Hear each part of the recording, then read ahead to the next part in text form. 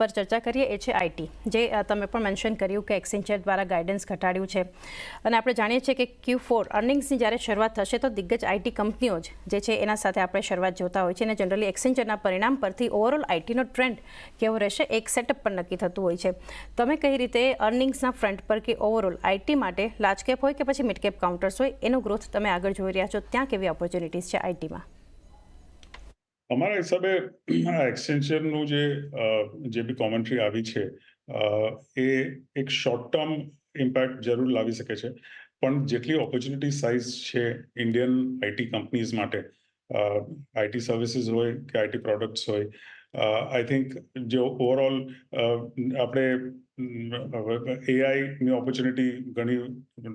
વધારે આપણે અત્યારે જોઈ રહ્યા છીએ, પણ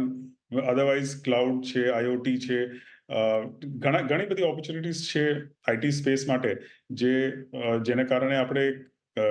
રિઝનેબલી કન્સિસ્ટન્ટ ગ્રોથ આપણે 2024-25માં FY25માં આપણે જોઈશું. એટલે આઈ થિંક જ્યારે ગ્રોથ ઇન્ડિકેશન્સ આપણે 2024 માટે FY24 માટે જે ગયા વર્ષે જોયેલા, ત્યારે ઇનિશિયલી એક સારો ગ્રોથ ઇન્ડિકેશન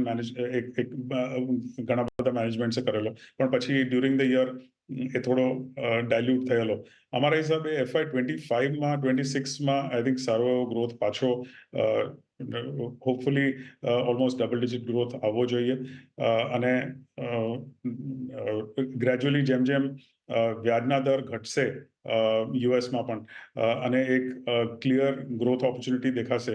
ઇકોનોમીમાં, એમ ઓર્ડર ફ્લો પાછા આપણે વધતા જોઈશું.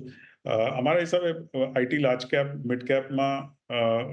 અત્યારે વેલ્યુએશન રિઝનેબલ ગણાય, ઓપોર્ચ્યુનિટી ગણાય. 2 થી 3 વર્ષના નિવેશ માટે આઈટી સ્પેસમાં ડેફિનેટલી જોઈ શકાય છે. ઓકે, 2 થી 3 વર્ષ